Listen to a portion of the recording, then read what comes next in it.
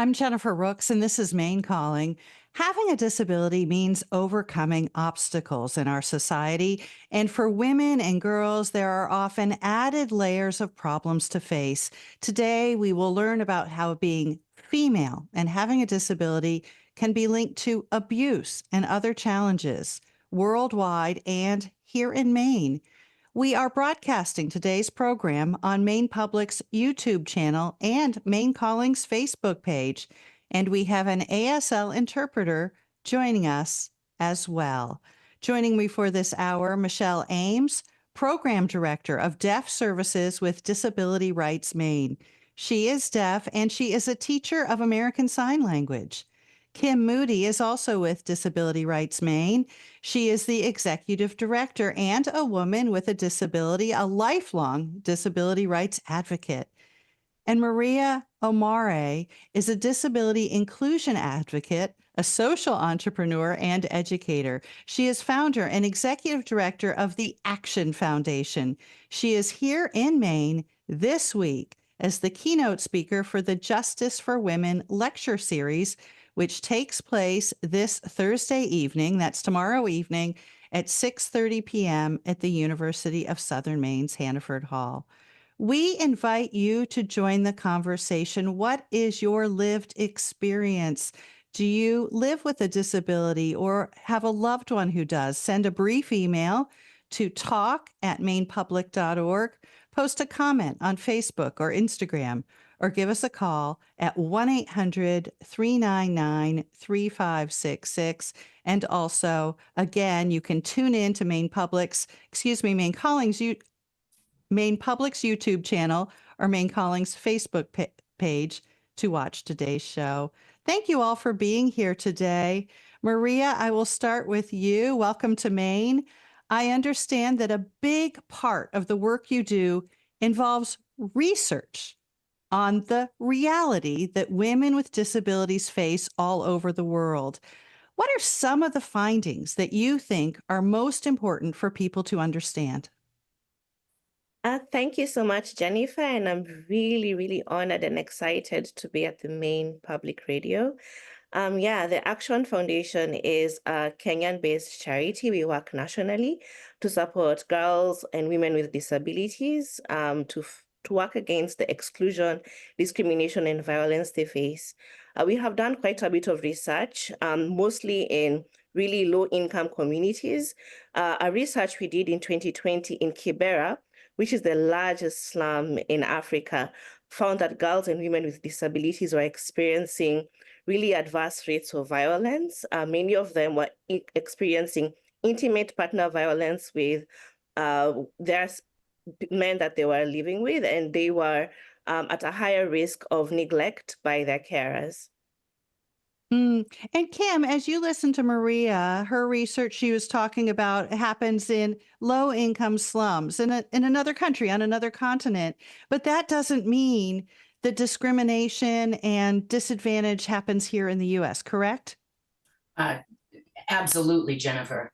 I think that in most cultures, the combination of male preference and the universal devaluation of disability really does cause unique challenges for women with disabilities.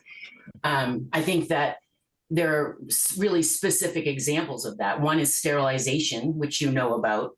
Poor records have been kept in Maine over the years about how many women were sterilized, but it was not uncommon for many, many years for women who had been essentially put away in Pineland or Augusta Mental Health Institute or Bangor Mental Health Institute. So of the records that were kept, we know that 86% of the people that were sterilized because people didn't think they should be mothers were women. And unemployment rates are highest among women with disabilities. That's another terrible example. Third, I would say that studies, like Maria said, and I concur, that's so true here, studies here show that women and girls with disabilities are twice as likely to experience gender-based violence compared to women and girls without disabilities. So we're talking about rape and sexual assault and domestic abuse and trafficking, all of the gender-based violence. And another one is that women with disabilities are often denied reproductive health care. And when services are available, they're often not physically accessible. And that's true across healthcare all across healthcare, I think. So those are some of the ways. I think that, just being female has been considered to be a disabling condition, right? We were, the arguments against us being able to vote were basically that we were just too disabled. So I think it is a long history of being compared, of women with disabilities being sort of at the lowest end of the pole. And that doesn't even take into consideration race. But anyway. Maria, you, I mentioned at the beginning that you do research, but you also try to put programs into place to empower people, to make communities more resilient. And I know that resilient is sort of an overused word. Tell us what you do on the ground. What is the work that you are doing? Give us some examples. Yeah, thank you so much, Jennifer. So we run a program which is called Ibuka, which in Kiswahili translates to SOAR, where we work to support girls and women with disabilities to build their agency, get the skills they need to get employment opportunities, and also advocate for themselves. We believe greatly in self-advocacy. So we have been doing this work for the past 8 years now, where we work to link girls with disabilities with mentors who also have a disability. And I'm here in Maine with Juliet Mwema, who is the lead for our adolescent girls and women empowerment program. And she's been a mentor for a very long time. So we are able to link these girls with women who have had similar experiences to what they're going through. And these girls are able to support the girls through their menstruation. They are able to help the girls build their confidence. They're able to support the girls through their schooling, because what we've seen is girls lack mentorship, and that puts them even in higher risk of violence, in higher risk of discrimination. So having like a big sister work with them has played a huge role in helping the girls stay in school, but also helping the girls know that there are other women who, just like them, have gone through similar experiences. Something that we've seen that has been a barrier to education for girls with disabilities is not having menstrual hygiene items when they're going through their menses. You've had stories where girls use cloths, socks, things they pick up off the streets during their menses. And that has led to many of them staying out of school for long durations of time. So we've been able to provide dignity kits, which is a kit with 6 months of pads, soap, just something that a girl can use to be clean and to help them through their menstruation durations. So we've done a lot of work around promoting menstrual hygiene, digital skills training, and empowerment by women and girls with disabilities working together and supporting the younger girls, the upcoming generation, to also make it through school. Many girls with disabilities drop off really early in Kenya. Some don't even make it through primary school, and the few that make it to secondary school face big barriers like teachers thinking they cannot learn, parents unable to pay for even basic things like transportation to schools because they feel that that girl should not be in school. They'd rather pay for school fees for a sibling who doesn't have a disability than for the girl who has a disability. So you work really hard to make sure that girls stay in school, but also thrive in school and are able to get opportunities to succeed when they have completed their higher levels of education. That just sounds like such amazing work. Kim, I want to turn to you because you've been on Maine Calling multiple times. You are a leader, you are an executive director, you are an advocate, but you are also a woman who has lived in Maine with a disability. And I'm wondering if you would be willing to share for those of us who do not have a disability, what kind of things you've encountered. Give us an example of how your life, what you encountered that you really ought not have to deal with. Well, my disability, Jennifer, is that I was born with one arm, with part of one arm, I guess. And I didn't, as a young kid, I didn't really know. I just knew that I was a crippled child because I was born in 1962. And my grandmother pulled all the shades in the house because there was shame and sadness. I learned about that later. But really, I grew up in Yarmouth, which was, of course, all white. And both my parents were teachers. And so it wasn't too bad. It wasn't really until I went away to college by then I was handicapped instead of crippled. And it wasn't really until then that it hit me. And I looked around. I was at Wheaton College, Women's College in Norton, Mass. And I was so different. And I got it pretty quickly that it wasn't really that I was different. I wanted all the same things as all the other young women there, but it's that they had assumptions about me. They had lower expectations of me. They really kind of didn't, they wanted to stare at me, but they wanted to look away from me as well. So I guess that's when it really began, when I realized that people with disabilities every single day are faced with other people's assumptions of what we can and we cannot do. I think I love to tell people that I play pickleball, and that whenever, that's absolutely true, whenever I go to a new place to play pickleball, several people say to me, "Wow, you're amazing." And I'm not really, I'm just okay. But people had assumptions about me when they came onto the court. And what did they assume, right? That I wouldn't be as good as they would be. So, it's those assumptions that I think that we're fighting all the time. Like I said at the beginning, it's the assumptions that people make about us that make us so different from all of you. It's not that we're actually very different. And I think, we experience a lot of stigma in society, people with disabilities, and that makes sense. We were invisible for a very long time. We were in institutions. There wasn't even a lot of mandate that we could be educated until 1973, for Pete's sake. Imagine that.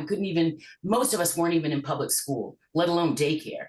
So it makes sense that these assumptions are there. They're kind of baked into society. We weren't part of communities. We weren't hanging around the village. We were elsewhere, and we were other. And we're still pretty othered. And so we're working on that. That's what we work on. That's what we work on at Disability Rights Maine, and that's what we work on as a disability civil rights movement every single day of our lives. Michelle Ames, can you tell us why you agreed to be on a radio show when you know that radio is inaccessible, usually, mostly to the deaf community? Yes, thank you for bringing that up. And I was surprised to be asked to join Maine Calling. As a deaf person, I don't listen to the radio. I've never tuned into Maine Calling, and I didn't even know it existed to some extent. And so, because that's not something that I access as a deaf person. So when I talked with my son, I said, "Hey, I'm joining Maine Calling." And we were just talking about the radio show and whatnot. And my son started laughing. And he's like, "Wow, that is going to be the quietest radio program they've ever experienced." And so because I'm signing, right, he was under the impression that it would be a very quiet radio program, but it kind of helped ease a little bit of my nerves to have a little bit of a humor around it. And of course, we have an American Sign Language interpreter here today to support all of our access to each other. And when you decided to include the radio program on our YouTube channel, that meant that there was going to be more access for deaf viewers as well. And so I want to thank you for that. Michelle, were you born deaf? And when you listen to Maria and Kim, do their stories and the statistics they share, do those all resonate with you as a woman with a disability? Absolutely. Absolutely. So people with disabilities don't access information to the same extent. Oftentimes we see a sheltering of folks with disabilities, and that othering absolutely is applicable, not feeling included in the general community. And so I went to the School for the Deaf, and that was something. I was born with the ability to hear, much like you. And so they discovered that I was deaf at 6 months, years of old, because I had spinal meningitis. And that was the reason that I became deaf. And so my mother knew that there was something going on, because 1 month after being in the hospital, She was doing some projects in the house and dropped something rather loud, and I continued playing it. There was no audio cue for me whatsoever. And so she was trying to get my attention, but I didn't look at her. And so she said, okay, there's something going on here. And that's when the initial inkling that I was deaf came to be. And so the doctor, when she brought me to the doctor, said, oh, give it some time, you know, we'll see what happens here. But 3 years later, it was discovered that I was, in fact, deaf. And so my life was going to look a little bit different. And so I went to an audiologist. Now, I was born in Presque Isle, Maine, so way up north. And my whole family was there, but the audiologist that I had to see was in Portland. And so if you think about that, you know, that's close to 300 miles. And so there I was, you know, as a wee girl and driving all the way down to get this audio test. And that was confirmation for my mother that I was in fact deaf. In fact, I was identified as profoundly deaf. So that audiologist was actually somebody who was a child of a deaf adult. And so that person's name was Samuel Shirazo. And that person gave incredible resources to my parents. And my parents finally had some resources to know what came next for us. And so about 2 years later, I was getting ready for school, and they had the Governor Baxter School for the Deaf. And at the time, it was called the Governor Baxter State School for the Deaf. And later, they changed the name. So now it's Governor Baxter School for the Deaf. And in fact, we call it Maine Educational Center for Deaf and Hard of Hearing. And so we call it Maine, MECDHH for short. And so I went for a week, and we found out that that was a great fit for me. And that was where I was going to be able to get direct access in American Sign Language. And many of the teachers and caretakers there and house parents used American Sign Language. So it was going to be an accessible educational environment for me. So in the fall, they brought me there, they dropped me off, and I started my schooling. And now keep in mind, my parents were 300 miles away. And so I started picking up sign language and meeting peers. And at that time, deaf individuals, you know, started building that connection. It was important for me to have that cultural identity that was being built and that similar lived experience and the stories that we were able to share and experience together. And so, of course, at that age, I was 5 and I was experiencing that separation from my parents. And I didn't go home until Thanksgiving. And so that definitely became something that was different, you know, and it was several years that I was separated from my family of origin and separated from my siblings. There were 4 of us. In my family of origin. So there's a lot of layers. I don't want to, of course, steal the show with the stories, but I think that there's a lot of layers of similarities between the stories of other folks have shared today. Mm. Well, thank you, Michelle. And Michelle will stay with us for the rest of the program, as well as Maria and Kim. We are talking about women and girls with disabilities in today's society. We're going to take a quick break. We'll be right back.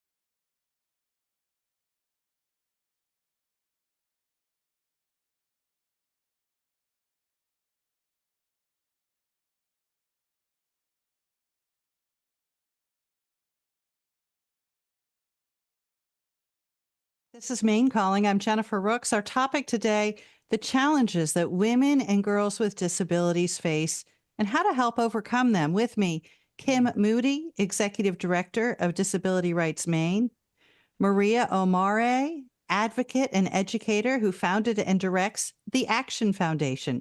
She's a speaker at the Justice for Women lecture series here in Maine tomorrow night. And Michelle Ames, program director of Deaf Services with Disability Rights Maine. She's a teacher of American Sign Language and she is deaf. Share your comments and questions by email, talk@mainepublic.org.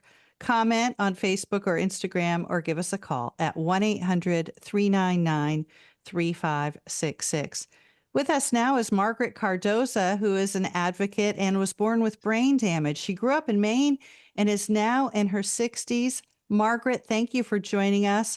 Explain your medical background and how your disability came about. Thank you for having me.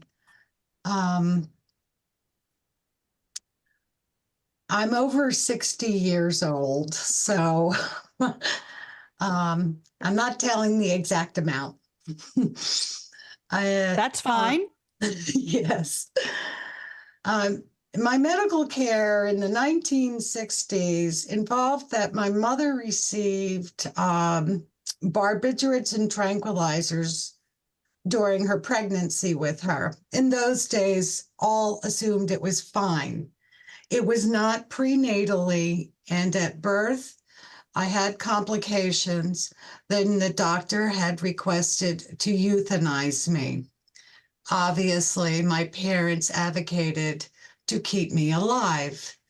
And so, with the brain damage in the school system for education issues, there were no laws in the 1960s. So, of course, in the public school, I was kicked out, labeled with the what we call the nasty R word, which is, hate to say it, retard. And because of that label, I was kicked out and segregated from the population. The laws had changed. And so I had gone back to the school I was kicked out of. And I was happy to tell them, I'm back. And as a result, they had no way of teaching me because they didn't know how. So most of my time was spent in what we used to call in those days the cloak room, where we kept our coats. That was my room. So I wasn't really well educated, but I persevered and I went to college. And of course, there were still no laws in the early 1970s. So I used the Voc Rehab Act, the Veterans Administration Section 504 law, even though I had no veteran relationships, to acquire accommodations. It was very difficult, but I received a bachelor's and a master's degree. Then in community life, finding a job, holding relationships were not healthy and had so much difficulty until I received services from vocational rehabilitation services. As a result, I was re-diagnosed with a speech and language disorder. I received speech and language services in my former job as a self-advocacy coordinator.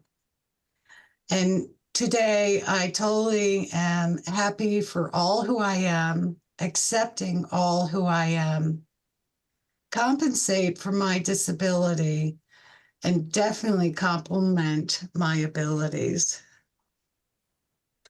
Margaret, thank you so much for taking part in this program. That was self-advocate Margaret Cardoza. And as she was speaking, Maria, I was thinking about you and the program that you run and that you find mentors for young women. And I was thinking what an amazing mentor Margaret would be. Yes, I would be happy to continue relationships, especially mentoring. We need role models. And as you can hear with Michelle and Kim, and obviously Maria, there's great role models. I'm going to go to Max, who's calling from Portland. Hi, Max. Go ahead. Hi. Yeah, I wanted to just like bring up a topic. It's not so much of a conversation, but a question. But yeah, so I'm a disabled person, and my disability is psychiatric in nature. I'm a person who gets SSDI. So yeah, first of all, I just wanted to say like thank you so much for having this today. I was really, really excited to see this today because I just feel like there's a real lack of representation just in our world, around us all the time. So I just really wanted to thank you for that. And then I just wanted to talk about like the medical model of disability versus the social model of disability. The medical model, obviously, I'm sure people can imagine what that might be like. And well, that's kind of the system that we are in now. And it regards disability as a physical or cognitive dysfunction residing in the individual body and or mind, a dysfunction that should be corrected and cured by medical intervention. In contrast, disability studies advances a social model contending that disability is a social construction, a set of social exclusions, obstructions, and degradations imposed on persons who diverge from the dominant abled, and that's in quotes, norm. The medical and social models of disability roughly correspond to the medical and psychosocial iterations of madness. That's from a book called How to Go Mad Without Losing Your Mind. And so, yeah, and then I also just wanted to speak really quickly about like, yeah, I want to make sure that all women with disabilities need to be helped, not just Americans. And that I think like it's like single-handedly like a really important issue because because when girls and women, and not just disabled girls, but especially receive education, it does so much. I went to school for a little bit for sustainable agriculture, and I just learned about like how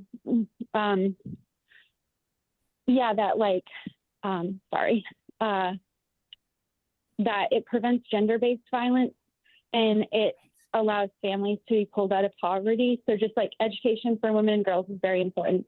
Max, thank you so much for calling in and being sharing your perspective. I want to turn to Kim Moody to respond to what you're saying. I have a feeling you are agreeing with most of what Max is saying, but is there any point that you would like to expand upon, Kim? Well, yeah, I want to thank Max for bringing this into the show because we hadn't even gotten here yet. That really the focus for generations was on fixing us, on curing us. And you know, I said earlier that I was born a crippled girl, and then I was a handicapped young woman, and then I was a woman with a disability because we wanted people first. And now I am just proudly a disabled woman, and I get to choose what I want to call myself, just like everybody else does. But we have a long way to go in moving in the way in which Max was talking about, where we don't want to be fixed. We just want to be employed and educated, and we don't want to live in institutions, and we want resources focused on kids with disabilities so that kids with disabilities can grow up and have summer jobs like every other kid and then go to college or gain the skills. We're done with this medical model of put us together in group homes and just let us live in poverty forever together. No, we want to learn skills. People want to be able to work. And I think, you know, I mentioned the word stigma before. There are many of us who don't want to work at combating stigma, again, air quotes, any longer, because we just need to prove ourselves. We just need to live next to you. We just need to show you that we can work hard and that we want all, like I said already, we want all of the same things that all of you want, including the money to live well. So yeah, thanks again, Max. That's great.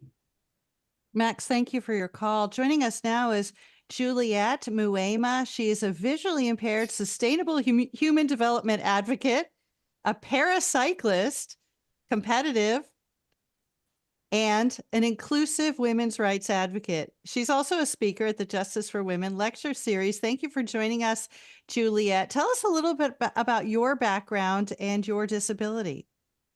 All right, thank you very much for having me. My name is Juliet Muema.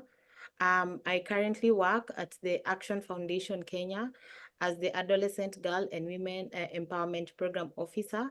I am a woman with disability. I am visually impaired. I was diagnosed with a condition called retinitis pigmentosa, which basically just means a gradual loss of sight over time. It is a condition that affects the nerves. So at some point, I could read like normal font with magnifiers, but due to the nature of the condition, right now I am not able to read print. And like I said, the condition is a deteriorating one. Yes, and like you mentioned, I am a para-athlete. I am the first paracyclist and para-triathlete from Kenya, and I've represented the country in different stages of competitions. Yes, and I'm very humble and proud to be here with you. Thank you. Oh, thank you, Juliet. I want to ask you what your advice is for others who experience severe challenges because of being a female and having a disability. I'm sure you work with young people. I'm looking at you. You're young yourself, but I'm sure you work with girls and women even younger than you. And what is it that you want to impart to them? Very good question. Thank you for that. My advice is in life generally, there will always be challenges. I know someone once said that when you are a woman with disability, you have to work twice as hard to get half as far. So my advice to them is just to keep going, to not give up, that yes, there are hurdles. Like in the mentorship programs where we mentor older women with disabilities, with younger girls with disabilities, it is just to role model to them that we have overcome these challenges. There were barriers, there were serious challenges along the way, and we made it. So my advice is basically that it is doable. The effort might be twice as hard, but the important thing is to not give up and to keep going. Yeah. All right. Well, Juliet, thank you for joining us. Juliet Muema is visually impaired. She's an advocate for inclusive women's rights and is a competitive paracyclist. I'm going to go to Katie now, who's calling in from Portland. Hi, Katie. Go ahead. Hi. Yeah. Hi. Thank you. Yeah. My name is Katie Thune, and my company is Mad Hatter Wellness. I'm calling from Portland. I'm here in Maine, but I'm from Minnesota, and I'm an educator, advocate, speaker, trainer, and most of the work that I do is on comprehensive sexual health for people with disabilities. And so I'm here for training with Disability Rights Maine, actually, and I see that there's some people on your panel from Disability Rights Maine, which is so great. And we will be training tomorrow some adults with disabilities to be co-facilitators in a curriculum. So they'll be peer educators in a way with the curriculum, comprehensive sexual health curriculum, that we hope would, when they're teaching this in groups, would impact health, knowledge, empowerment, as well as to prevent sexual abuse and assault or unhealthy relations. Is it too late to get into that workshop, and if not, if people can attend, how do they find out about it? Yeah, that's great. I mean, this is through Disability Rights Maine, and so I think it would be, checking with that. But I would say absolutely, connect with someone there who could check with me, I think. And okay. I think we would love to have, a couple more adults with disabilities to be trained as peer educators. Great, Katie and Kim, not to put you on the spot, but would you like to follow up to that? Sure, I just put it in the chat. Yes, people can call 1-800-452-1948 to reach Disability Rights Maine and ask for Kate. And if you want to get into that training, that train the trainer training for tomorrow, that would be fabulous. We want you. Great. Well, Katie, thanks for calling in. We'll be right back. Community support is what makes Maine Calling possible, together with community health options, offering Maine-made health insurance plans designed to help your business thrive. More at healthoptions.org. And Preble Street, committed to ending veteran homelessness in Maine in partnership with landlords and property managers. Learn more at nohomelessveterans.org. I'm Peter O'Dowd. Oregon has a plan to reduce logging in its forests to save vulnerable animals. A small rural school district is fighting back. The school district itself is entirely funded by logging revenue, so they feel concerned about losing operating money. A conflict over schools and endangered species next time on Here and Now. Here and Now today from noon to 2. Many businesses and organizations in and around Maine join listeners and viewers in supporting Maine Public Radio, Maine Public Classical, and Maine Public Television. You hear and see their mentions every day. To learn how your business can connect with our statewide audience, please visit our website, mainepublic.org. Or you can call us at 800-884-1717 and ask for Dionysia Gaddis. And of course, thank you for your support of public broadcasting here in Maine. Welcome back. I'm Jennifer Rooks. You're listening to Maine Calling. We're learning today about what many women with disabilities have experienced, including adding challenges to their gender. Today's show is being broadcast live on Maine Public's YouTube channel and on Maine Calling's Facebook page with an ASL interpreter. My guests are Maria Omare. She founded and directs the Action Foundation. Michelle Ames, Program Director for Deaf Services with Disability Rights Maine, and Kim Moody, Executive Director of Disability Rights Maine. If you're quick, you have time to join the conversation. Our phone number, 1-800-399-3566. You can send a brief email to talk@mainepublic.org or post to Facebook or Instagram. We'll go to Chloe, who's calling from Lyman. Hi, Chloe. Go ahead. Hi there. I'm just calling as someone who has more of an invisible disability, what I would consider invisible. And I just wanted to kind of shed some light on that as girls and women who face disabilities that maybe aren't easily seen when they're out in public and how invalidating that can be. I think oftentimes we make assumptions about the health of someone based on how they look, and that ableism can just be so detrimental to mental health of young girls, and then also impact their physical health. You know, fear of using mobility aids or accessing services that as a disabled person, you should be able to access and you should feel comfortable accessing. So I just wanted to shed some light on that and the stigma that can be felt even by, even in a healthcare provider's office. I think you've brought up some really important points. I'm going to start with you, Michelle, because I'm guessing that to many people, your disability is invisible unless they engage in a conversation with you. When you listen to Chloe speak, what would you like to add to that? Hi there. Yes, absolutely. I think you definitely spoke to that well.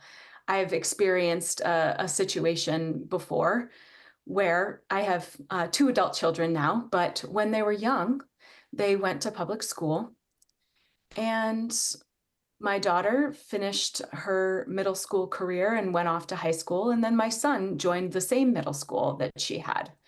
And so my daughter and I went to the middle school, and the teacher went up to me and then passed me to talk with my daughter about the educational experience of her brother and talk about what was happening in the classroom. And for me, that completely threw me off and insulted me, because I felt just because I'm a deaf person, you think that you can just completely bypass me and talk to my daughter about my son's education. And so what I said was, I'm the mother, you talk to me. And I think that that threw this person off a little bit, but absolutely. I noticed that sometimes somebody will look at me and start to talk to me. And then when they recognize that I'm deaf, they'll start to talk to somebody else next to me. But what you have to keep in mind is the person that's standing next to the deaf person might not always be a safe person to be interpreting information between the two of you. And that can become actually a form of exploitation. And that's something that we've seen in our community, where people are bypassing deaf people and are talking to another person in their home that actually might be somebody that's responsible for domestic violence or intimate partner violence. And so it has to be really mindful when you're talking with a deaf person, when you're using somebody around to interpret, you need to make sure that you're cautious and you're being mindful. Thank you so much for that insight, Michelle. And Kim, I want to ask you about something else Chloe said about using aids that people have a right to. I'm listening to Chloe. I'm a mom. It's hard enough to be a teenage girl, especially today. It's hard enough to feel as though you're never good enough. You never are as good as everybody on social media. And then the added stigma that you might perceive of using a tool that would help you. I'm just as a mom feeling heartbroken by that comment. Kim. Yeah, definitely. It is so hard for kids. They're teased, they're belittled, they're harassed. You know, it really is. I mean, I've tried to be as positive as possible today because there's been so much change in the years that I've been doing this work, but that still remains, to be sure. And so that's why we have to normalize it, Jennifer. That's why we have to get kids into school from day one instead of we segregate kids from the beginning of their educational career. And so when they come back, the regular kids, again, air quotes, are surprised to see them and have the low expectations of them. So let's get kids into the classrooms and make sure that they're fully educated and learning the same skills as all the other kids. It's hard Chloe, enough. thank you so much for calling in. Maria, I want to turn to you and ask you what you would like people who are listening today, who perhaps may not have thought deeply about this topic before, what kind of information, what kind of way of thinking you would like people to have moving forward. Yeah, thank you, Jen. But before I answer that, I want to weigh in on what Chloe said about, the different misconceptions about a disability. In the time that I have been here in Maine, and when I'm with Juliet, and we're ordering a meal, for example, people will assume that I am the one to say what Juliet is supposed to eat. When we are walking about, people assume that I'm the one who's supposed to speak for Juliet, and yet Juliet has a voice. Juliet can get around on her own. So I'd like people to also recognize that people with disabilities and girls with disabilities, women with disabilities have agency and they can speak for themselves. And we don't have to do everything for them. They can actually do a lot of things just on their own. We just have to give them a chance. So what would I want people to take out from this conversation and from our experience is that disability rights are human rights. People with disabilities need to have the same access to opportunities. In our country, children with disabilities don't even make it to the classroom. Children with disabilities don't make it to public spaces because of the misconceptions that people have about them. So I'd like people to know that for us to have stronger communities, we have to include them early. On to what Kim said, kids with disabilities, I believe, thrive, and every child thrives when we include children early from their schooling going forward. So it's really important for us to make sure that children with disabilities are included early in school. The Action Foundation does a lot of work around promoting inclusive education, and we have seen that that has opened a lot of opportunities to the girls and women that we are supporting. We'll go to Anne, who's calling from Bethel. Hi, Anne. Go ahead. Hi, I was calling first to commend you on this wonderful topic.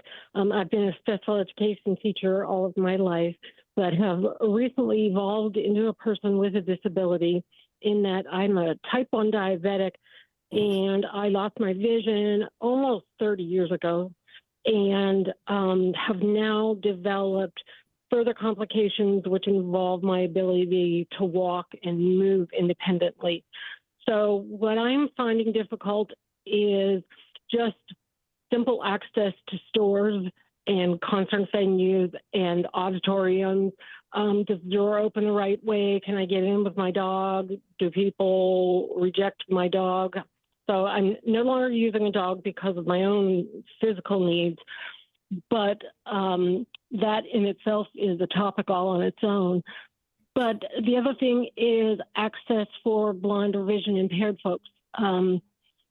So much of what you're talking about today is regarding hearing impaired folks, which is vitally important. But for the blind, there are things like I'm a diabetic and I need to access a pump for proper insulin delivery. However, it's not accessible to the blind.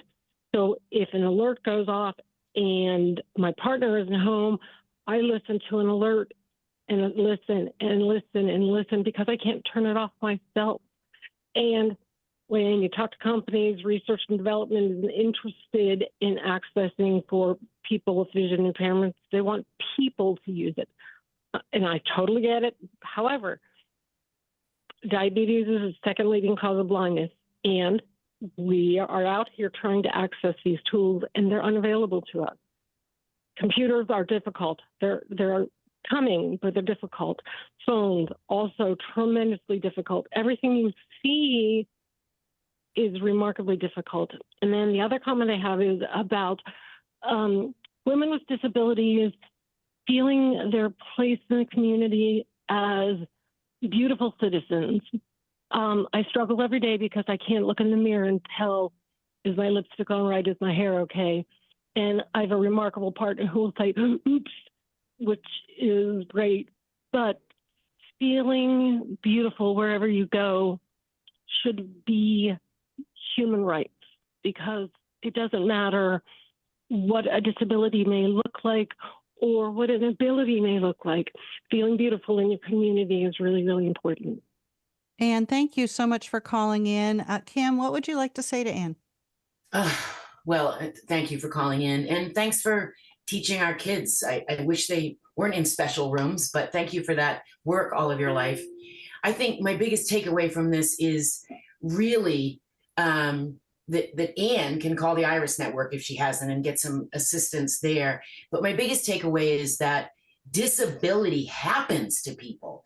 And so, I mean, I figure I had it pretty easy being born with a disability because I got to get used to it from the day I could breathe, first breathe. But disability happens. And so I was talking with friends the other day about how Maria said that sometimes disability is seen as contagious, and they're talking literally contagious. But in my life, I've seen people think disability is contagious, not so literally, like, oh boy, let's ignore that and maybe it will go away, or let's pretend she doesn't exist and then it might not happen to us. But it happens to people. And as we age, the chances of us gaining a disability really become much greater. So I think that we really need to accept the fact that disability is just a natural part of the human experience. And we don't want to be taken care of. We want to be equal partners in this society. And I wanted to, we just have a little bit of time left, Kim, but I want to return to that idea that you don't want to be taken care of.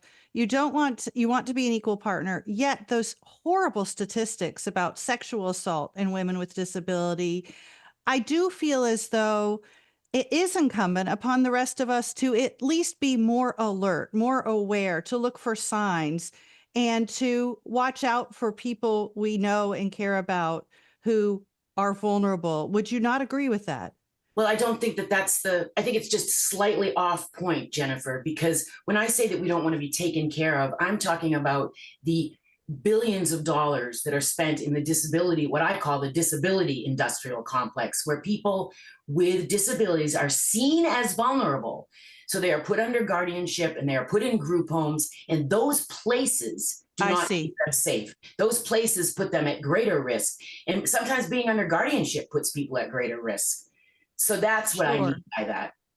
And as far as taking care of one another, we all ought to Yeah. be taking care of one Yes. another and looking out for one another, no matter what our ability or disability. Agreed. I want to thank all of you for joining me today. Michelle Ames, Program Director of Deaf Services with Disability Rights Maine. Kim Moody, the voice you just heard, Executive Director of Disability Rights Maine.